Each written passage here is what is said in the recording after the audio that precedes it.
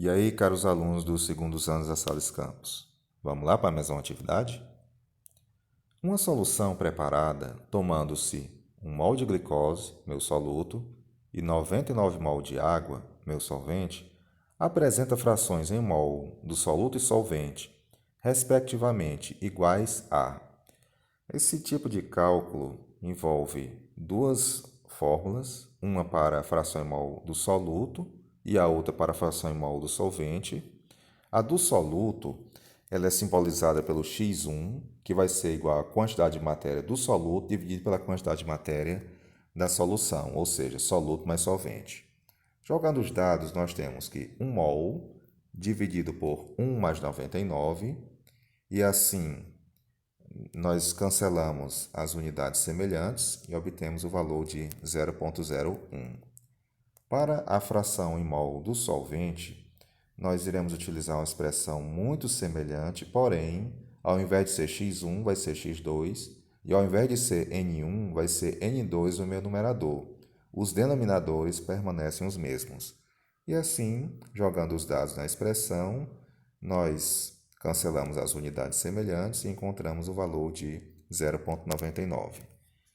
Existe uma outra fórmula para a fração em quantidade de matéria, no qual, se você já tem um dos componentes, você não precisa calcular o outro. Você usa uma outra expressão e assim você encontra a fração em quantidade de matéria correspondente. Ou seja, x1 mais x2 é igual a 1. Se você encontrou o valor de 0,01 para o soluto, jogando aí nessa expressão, basta você subtrair 1 por 0,01, encontrando o valor 0,99. Só lembrando a vocês que fração em quantidade de matéria, assim como o título, ele é adimensional, ou seja, não possui unidade. Na segunda questão, uma solução contém 0,1 mol de glicose, 0,4 mol de ácido acético e 4,5 mol de água. Qual a fração em mol de ácido acético na solução? Para encontrarmos a fração em mol do ácido acético, iremos utilizar essa expressão, só lembrando que essa expressão não possui apenas dois, mas sim três componentes. E como ela quer saber a fração em mol do ácido acético, iremos utilizar o índice 2, referindo-se ao segundo componente, certo? Jogando os dados na expressão, podemos chegar a essa fração, cancelarmos as unidades semelhantes e assim encontrarmos o valor de 0,08, item B. Terceira questão diz o seguinte: dissolvem-se 150 gramas de ácido sulfúrico em 200 gramas de água. Qual a molalidade da solução resultante? Gente, para molalidade, a gente precisa converter a massa do solvente de grama para quilo, certo? Por quê? Porque a unidade da molalidade vai ser mol por quilo, certo? Então, assim, a gente tem que fazer essa conversão. Jogando aqui na expressão, nós iremos cancelar as unidades semelhantes e assim encontramos o valor de 7,65 mol por quilo. Tudo bem? Não esqueçam, sempre sempre converter a massa do solvente, apenas do solvente, de grama para quilo, por conta da unidade. Na quarta questão, diz o seguinte: a glicose, com essa fórmula estrutural que vocês estão vendo aí, é um açúcar simples e é também a principal fonte de energia para seres humanos e outros vertebrados.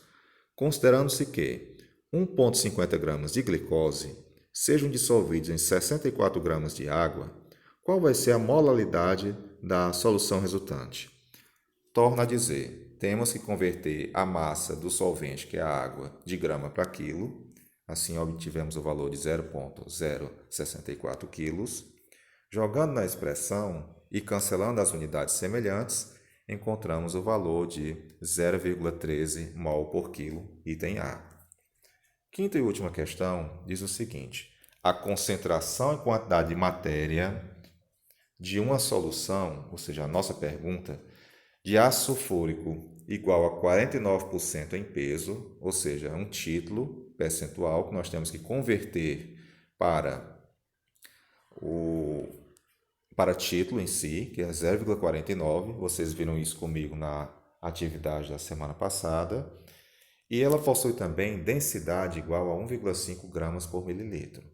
Então, essa questão ela envolve relação entre as concentrações, certo? E assim nós temos o dado, a massa molar do ácido sulfúrico. Aqui nós temos a expressão. Só lembrando que como nós estamos trabalhando com concentração em massa por volume, nós cancelamos, certo? E assim utilizamos o restante da expressão. A concentração é a quantidade de matéria multiplicado pela massa molar do meu soluto, no caso aí é 98 gramas por mol, é igual a 1000, que é um fator de conversão, multiplicado pela densidade, multiplicado pelo título.